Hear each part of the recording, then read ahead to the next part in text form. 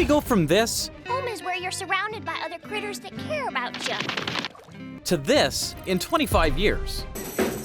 Wow, your hips are so hip. SpongeBob characters aged like kelp shake left in the sun. That's no secret. Now, if you've been around this channel, you know I've already talked about how modern SpongeBob kinda lost the plot. But this time's gonna be different. We also have to talk about the people inside it. The characters who made this show special in the first place are not the same anymore. They all morphed in their own way.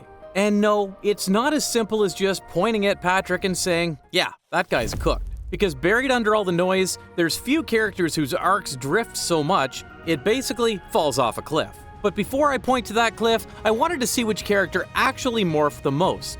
Writing choices, what got louder, what got quieter, what disappeared and added, flanderization disasters, or in rare cases, actual decent evolution. Out of everyone in Bikini Bottom, Gary's the one who's rarely seen out of character. Gary's whole deal from day one is simple. Quiet, calm, and secretly smarter than everyone in the house. And on Conch Street. Early seasons didn't give Gary a ton of dialogue. I mean, he's just meowing the entire time. But the joke is that everyone treats those meows like a full sentence. He has such a way with words. Sadly, we didn't get too many Gary-centric episodes either. Aside from episodes like The Great Snails Race and the one time he dumped SpongeBob for Patrick's cookies, Gary has only been shown as a side character with less than a few meows per episode. There is, however, one episode where Gary managed to speak like a wizard, but the Sleepy Time episode is basically just a dream. Now, that's not to say he had zero depth in character. Mid-era SpongeBob loves to lean into the fact that Gary also has feelings, too. They give him a few more expressions, sometimes he gets weird pupils, side-eye, raised brows, and sometimes occasional feral moments. The arc from Have You Seen This Snail had him run away, survive on his own, and get adopted by a creepy old lady. It was dramatic to say the least, and kind of a reminder that SpongeBob's pet is actually a genius who tolerates his owner's chaos. And every few episodes, they give him full spotlight. Like Gary and Spot shows him bonding with Plankton's pet amoeba, Gary's new toy is a jealousy plotline. Wholesome stuff. It's also really nice to see Gary interact with other snails. Meanwhile, in the later season, we got the harder-to-watch episodes, like Pet Sitter Pad and A Pal for Gary, which is a horrendous episode. Still a Gary-centric episode, technically speaking, but mostly to showcase how much chaos he absorbs. If there's one thing those episodes managed to prove, it's that Gary is doing so much hard lifting in the house. Beneath all the harsh environment, Gary always managed to thrive using his intelligence, and somehow not even hating SpongeBob in the process. What a pet. However, Gary's biggest breakthrough is none other than the second SpongeBob movie. In Sponge on the Run, Gary becomes a mystical creature, glowing like the Chosen One. He's kidnapped by King Poseidon, who wants Gary's slime, because apparently that's the secret ingredient for staying young. Yeah, weird choice, but again, the plot just added lore into Gary's character. Though I'm not surprised. If you remember Rule of Dumb, the show already joked that Gary is actual royalty. Of course he is. All in all, Gary's character hasn't really changed. What changed is the way the show uses him. What once was a background pet now is the most important mollusk in the universe, which makes him the least morphed on the list and the most positive one. Meanwhile, our next character got mixed treatment. Upgraded, downgraded, unplugged, and rebooted more times than a Windows 95 PC. You guessed it, it's Karen. Karen is Plankton's wife, his sidekick, and honestly, the only reason the Chum Bucket still stands to this day.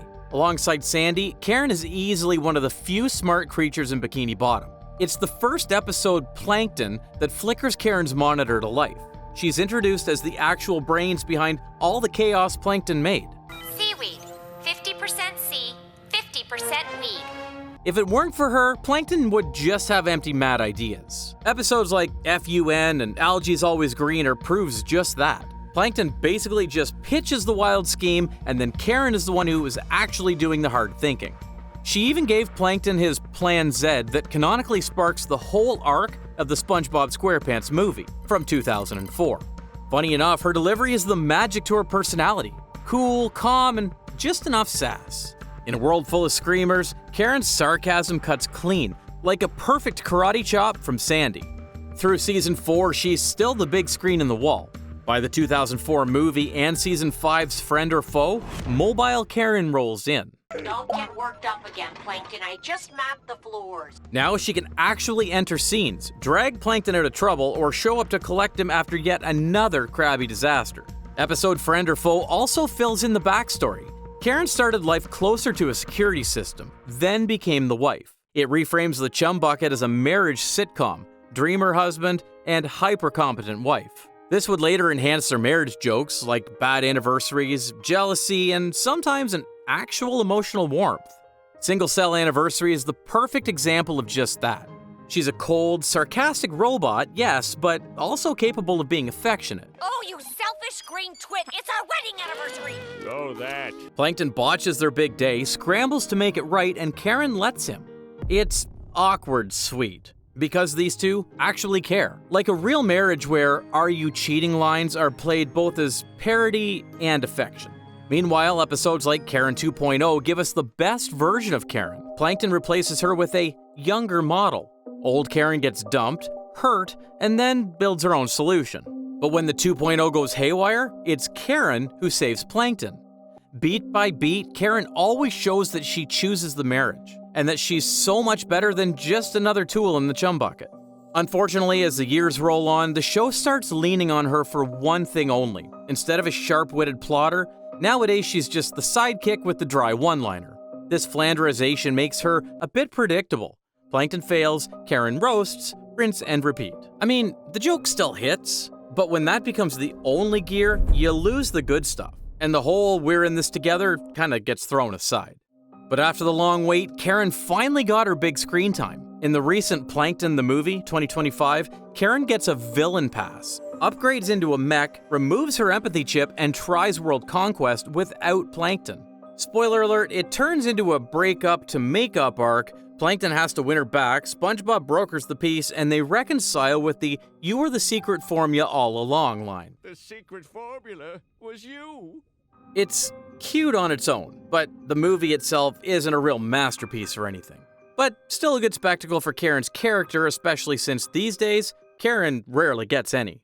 In the end, Karen changed quite a lot, but the soul is still in there whenever the story gives her room, which is why she sits low on the morph chart. She's changed more than Gary, but still less than her next character, who's experienced something unique. Remember the squirrel who threw hands with clams and cried about Texas? She got crushed under the weight of her own intelligence. Sandy's first appearance, like most characters on the show, is all the way back from the first episode, Tea at the Tree Dome. Sandy's entrance is perfect. Fearless, curious, and just cool. I would say Sandy is one of the most complete characters in the show. I mean, there are a lot of strong points in Sandy's character. Where SpongeBob was naive, Squidward was bitter, Patrick was dumb, Sandy was none of that. Karate Chopper shows her playful rivalry with SpongeBob, proves that she loves to joke around with her muscles. Sandy, SpongeBob, and the Worm cements the tough part, telling her story to take down the Alaskan bullworm head on. Shows you that nothing is too hard when you have the brain for it. Meanwhile, the episode Texas shows her vulnerability. Like she misses Texas, she missed warmth, she missed being around people who got her. By season 1 alone, they already made a very clear foundation for a strong, independent woman. Season 2 and 3 also doubled down on her lore. Sandy gets more spotlight episodes that show her range. Episodes like Pre-Hibernation Week, where SpongeBob desperately tries to keep up with her insane endurance stunts, or Survival of the Idiots when she hibernates, turning into a wild beast, SpongeBob and Patrick get absolutely wrecked. And Pressure, the famous debate about land versus sea creatures. Each of these had one thing in common: Sandy loves to challenge people.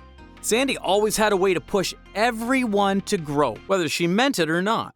You still get flames after the first movie. Karate Island and Rodeo Days are arguably still good Sandy-centric episodes. But somewhere after the first movie, Sandy got less and less expressive.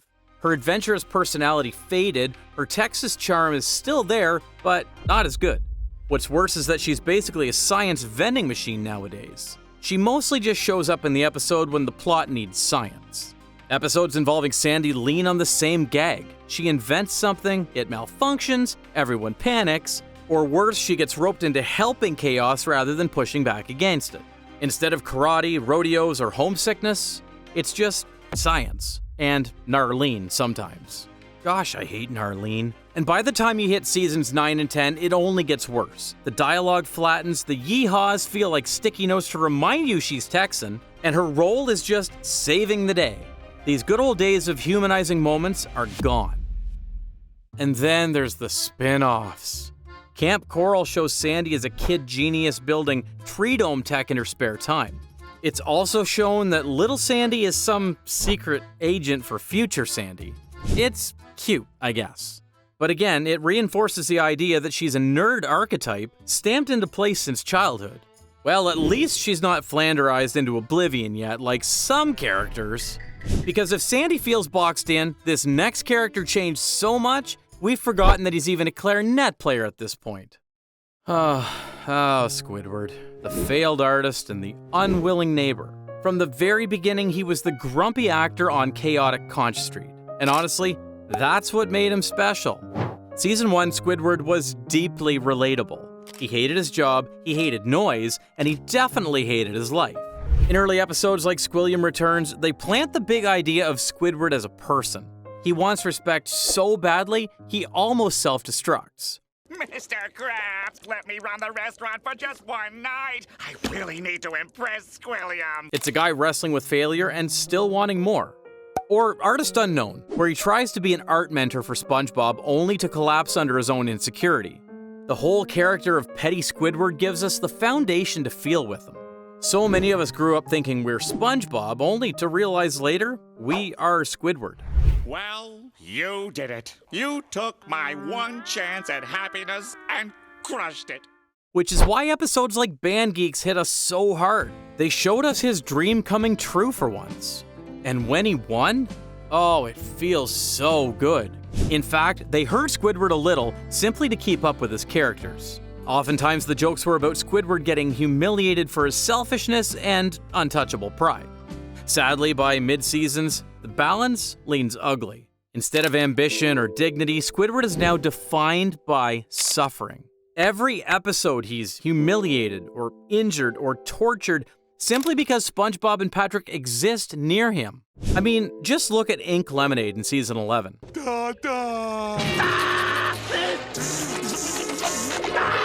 SpongeBob and Patrick realize they can sell Squidward's ink as lemonade, so they spend the entire episode terrifying him.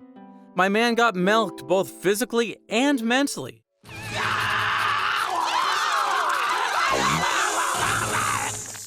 Another episode like Squidward in Clarinet Land is funny and surreal, but the takeaway is his nervous breakdown as a set piece. You start to feel the writer searching for hurt Squidward as the default spice. I don't know why. Episodes pile misery on misery until it stops being funny and just feels cruel. By season 13 alone, there are at least 5 episodes where Squidward's torment is the main dish, probably more. Squidward's morph was a tragedy to say the least, and yet his core identity is still visible, bitter and lonely buried under the screaming. That's why he ranks here. But this tragedy is nothing compared to what happened to our next character, a greedy but lovable dad figure who morphed into something cheap, and not in a good way. So Mr. Krabs has always been about money, that's not news. But early on, that greed was one slice of the pie. He was cheap, yeah, but he was also a dad, a mentor, and occasionally a lover. From Help Wanted, you get some sort of old-time shopkeeper energy vibe. He'll squeeze $1 from you. I spent $2 whole on these boots and now I'm stuck with them. What if I give you my Krusty Krab paycheck? But at least he's there as a boss, barking orders, flipping patties, and handling customers when it's actually needed. And there's warmth. The episode Culture Shock is a marketing stunt and a moment he lets Pearl shine on stage. My little girl is finally a star. Also, look at Welcome to the Chum Bucket. He recklessly gambles SpongeBob away, which is a classic Krabs move, but when Plankton actually wins, he realizes what he's actually lost and shows genuine heartbreak for SpongeBob. He even wins SpongeBob back later with a song about their bond. And then the smoking peanut quietly flips the switch. What's wrong with Clamu? Here's the real criminal. Behold! He raids the zoo on It's Free Day. Bulbs, soda, balloons, typical Krabs scrounge. But when Clamu starts crying, Bikini Bottom panics. SpongeBob blames himself for tossing a peanut and confesses, only for the episode to reveal that Krabs stole Clamoo's pearl, an egg. After that, the schemes turn worse and worse into something predatory. Krabs would later abuse jellyfish jelly, stripping jellyfish fields, milking them via factory tubes, tossing bodies for profits. And don't even mention the deliberate crime of Nasty Patty. Of course, things didn't get better over time. The later seasons don't ask if he'll go too far, they ask how far he'll go this week. If you had to choose between SpongeBob and all the money I have in my pocket, which would you take? How much money are we talking about? 62 cents. I'll take the money. Mr. Krabs! In Born Again Krabs, he literally sells SpongeBob's soul over a dime. That was season 3, and even then it felt extreme. But at least the episode punished him, and he realizes his mistake. Well, not really, actually. But how could you trade SpongeBob for 62 cents? You think I could have gotten more? Meanwhile, if you put those 62 cents jokes in modern seasons, it's just a regular joke. Oh, nothing's too good for me, daughter. But at least his role as an awkward father for Pearl didn't change that much. There are some modern episodes about the relationship, still not as good though. I think Krabs is one of the worst characters that suffers from flanderization. Every decision, every gag, every line is about money.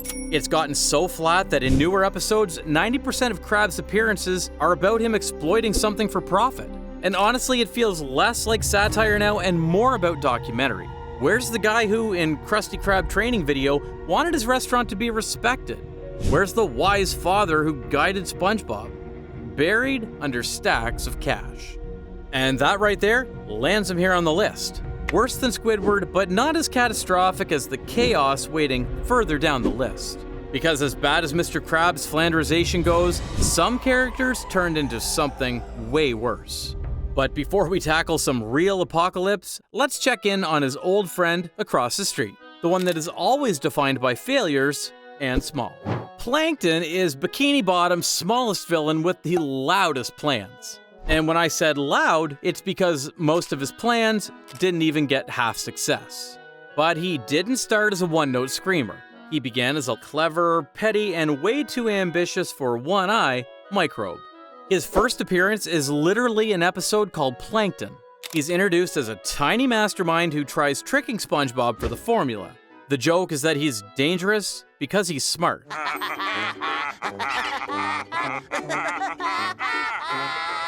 Then the episode FUN flips the script. SpongeBob decides Plankton isn't evil, he's just a sad, lonely guy. For a few minutes, their friendship actually works, until Plankton's mask slips. It's our first proper look at his true color.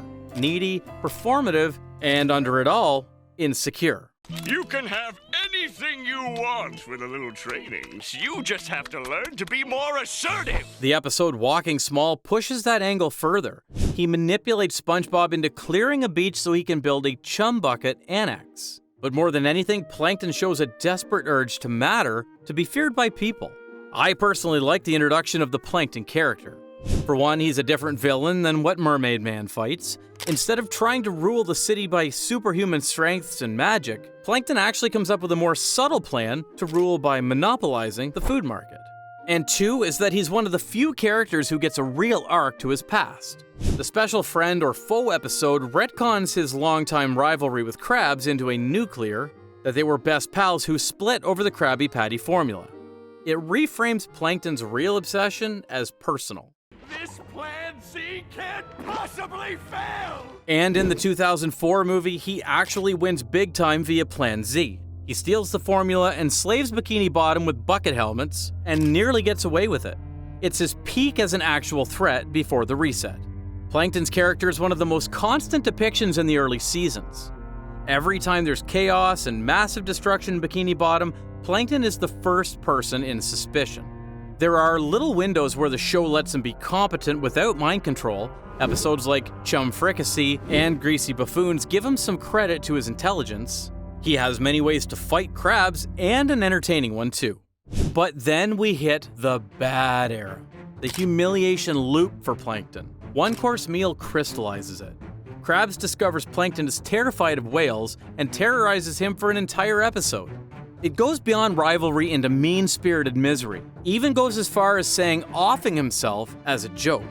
Another one like A Taste of Plankton is just a weird fetish. Like I said before in Karen's character, from here on the pattern is solid. Plankton scheming, goes fail, Karen roast, and reset. His motivation stayed the same most of the time. It's just that he's become louder, flatter, and humiliated every time. There's no more lonely genius, manipulative but layered, or personal feud with Krabs. Well, Krabs might be the only one relieved by these changes since Plankton is his nemesis, but sadly the same fate inevitably comes for his loved ones too. Krabs might survive the moral slide, but Pearl? She wears the fallout. Pearl starts as a dramatic, moody, spoiled teen and the center of Krabs' heart. Her first real spotlight in The Chaperone nails it. Krabs panics because a boy bails on Pearl's prom, SpongeBob fills in, and Pearl goes from mortified to genuinely having a good night. This episode gives us the impression that Pearl's happiness is everything for Krabs, no matter the cost. Then Bossy Boots shows she's got some guts. She swings through the Krusty Krab like a teen CEO, rebrands it into the Cuddly Krab, and bulldozes her dad's taste with glitter and heartprint uniforms. It's funny, but it also states loudly that Pearl has opinions, and Krabs, kind of, respects them, until it gets too expensive. Meanwhile, episodes like Whale of a Birthday solidifies her emotional blueprint with her father. She doesn't want Krabs to cheap out like last year's party, so Krabs tries to do things right by overspending on everything. After all, she's just a kid who wants to feel seen. Oh, Daddy, you got me everything I wanted. Oh, nothing's too good for me, daughter. As the seasons roll on, Pearl's story time shrinks. You still get blips, like the slumber party is pure Krabs panic and Pearl hosts a girls' night as he hires SpongeBob as security.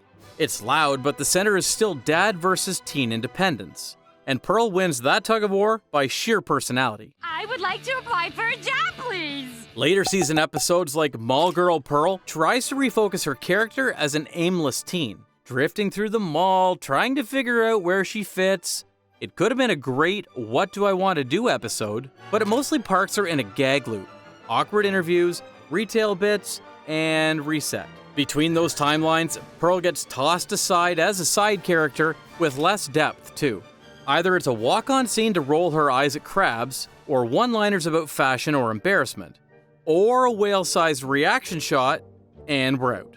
The dad-daughter warmth that used to anchor Krabs, it shows up way less. To be fair, it's not gone entirely, just thin. So yeah, Pearl's morph is more of a shrink and flatten, but the biggest disappointment is that her character becomes more and more quiet. On the other hand, our next chapter is the exact opposite, one that is defined by the word loud. You can't make this list without the Sponge himself. From day one, he is a bright and optimistic guy. That's the Spine. He's always desperate to do right by the people he loves. Just like ripped pants, the joke starts as confidence and curdles into cringe. He pushes the bit too far, blows the room, and sings his way back to honesty. It's silly and human. Pizza delivery is another great showcase of his optimism versus the world's indifference. He treats the pizza delivery job like a quest, protects the pizza, and even when a jerk customer breaks him, he doesn't hate him, he just cries. Early canon even labels him clearly, a kid brain trying to do adult things with heart. Then the show crosses season 6 and the dials shift. Episodes like The Splinter swap layered comedy for hyper-detailed discomfort. The jokes got disgusting and the camera holds on the wound like that's the punchline. I don't know why they love these gross out jokes, man, but these gross out jokes are nothing in comparison to the apathetic jokes in the later session. In season 7, A Pal for Gary, SpongeBob buys a friend that literally attacks Gary and he doesn't see it. The old Sponge would notice something like this. Meanwhile, this one is oblivious to harm happening a foot away. It's one of the clearest signs that characters' empathy got dialed down. Stuck in the Ringer, Season 7 pushes the same problem. Louder faces, thinner truth. He's glued into a torture device for 11 minutes and the arc is mostly shrieking. There's just pain as a metronome. By face freeze in Season 8, the joke is the face.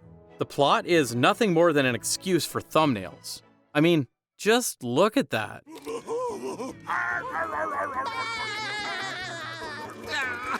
And don't even get me started with whirly brains or nitwitting.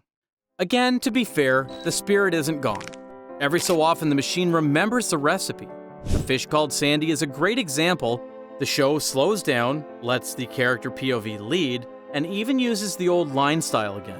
SpongeBob gets to be a supportive weirdo again instead of just being obnoxious. But still, those breaths are rarer than they should be. Nowadays it just feels like a brand mascot, emotions as toggles, jokes in service of volume. It's not a total rewrite, technically. He's still the fry cook angel who loves his friends, but the ratio flipped. That's a big morph for a character and somehow not the biggest.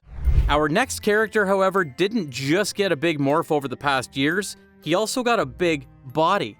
And when he got big, he got dangerous. Early Patrick is the safest place in the show. Dumb? Definitely. But sweet dumb, loyal, and accidentally wise. Big Pink Loser is Patrick in a nutshell. He wants a trophy so badly he clones SpongeBob's life. It's pathetic and adorable. And the ending lands a real beat. Be yourself.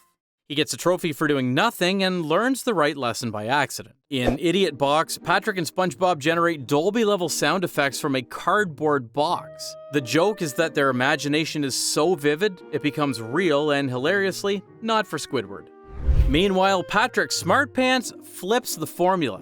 He gets smart after an accident, becomes kind and cultured, and loses SpongeBob in the process. But the kicker is that he chooses dumbness back, because friendship is more important than knowledge. Early Patrick is truly an enigma. The inner machinations of my mind are an enigma. You could get every single kind of emotion from him, but if there's anything that never changes from his character, it's that he was innocent. Anything he does, whether it's good, bad, painful, or even genius, it's simply because he doesn't know it better. He only knows one thing, and he will do that thing only. He was anything but mean. The moment he realized that he's hurting someone, especially SpongeBob, he would instantly stop. Unfortunately, somewhere along the line, Patrick is dumb got mistranslated into Patrick is an asshole. Episodes like Yours, Mine, and Mine give Patrick a selfish character. He hijacks a kid's meal toy SpongeBob bought for both of them, plus SpongeBob's food, plus SpongeBob's patience. I mean, he's taking everything. Another example like the card is pure oblivion. SpongeBob treats a rare Mermaid Man card like a holy relic, and yet Patrick ruins it by borrowing it. Old Patrick would feel bad. Meanwhile, this one winks and shrugs. But before we go too far into accusing Patrick, this mean-spirited trait already shown as early as Season 2, I'm with stupid. In order to look smart in front of his parents, Patrick steamrolls SpongeBob as an act. It's just that somewhere along the way, he forgot that this was staged, and hit right where it hurts the most. So yeah, you could say that these changes were foreshadowed since the early episodes.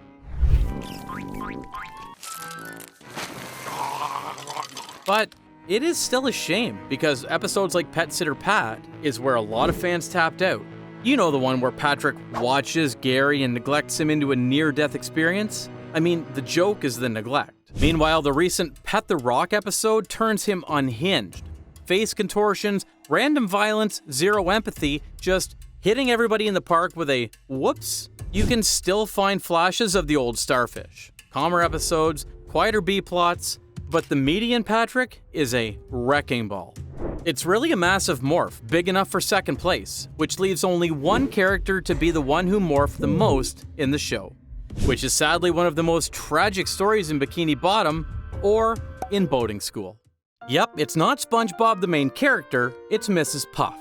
From day one, she's had a steady place in the show, professional, supportive, and almost maternal with her students. Her debut in Season 1 made a very clear picture of her. The joke is that she's living the life of a miserable teacher, as most real teachers do, sadly. Problematic kids, boring classes, bullying in the boating school. But she keeps showing up anyway. Early Puff lives in the classroom dynamics. She sighs a lot, puffs up when stressed, but the center is educator energy. I will get this child through a turn signal if it kills me. She's taking the role seriously. She will so often take the blame for the chaos her students make. You know this guy? Of course I do. I'm the one who gave him the uniform in the first place. He's my responsibility. Then we get her first real change in No Free Rides. Exhausted as she is, she passes SpongeBob from the exam just to be rid of him. Then spends the whole episode trying to steal his boat back because she knows he'll destroy the town. It's funny, and it's the moment her ethics start bending under pressure. Doing time keeps bringing this idea to the table. After another catastrophe, Mrs. Puff goes to jail. SpongeBob and Patrick try to bust her out, and it becomes a prison break farce. But the subtext is clear. This job is ruining her life. Meanwhile, the world outside treats her like a real person. Krusty Love shows a shy, flattered Mrs. Puff as Krabs falls head over claws. It shows that beyond teaching life, she has a romantic life as a woman.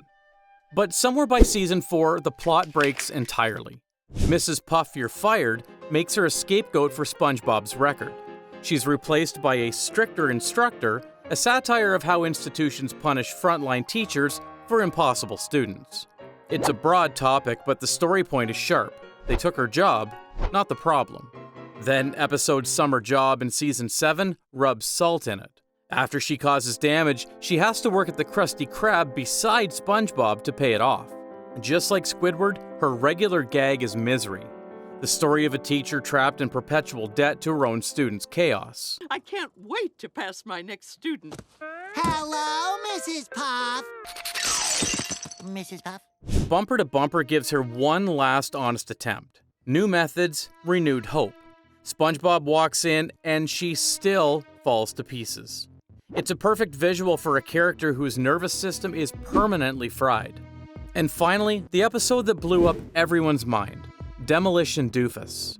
After a brutal crash, a doctor tells her she can't puff anymore. So she enters SpongeBob into a demolition derby anyway. The episode leans into her wanting him to get hurt so he'll stop driving.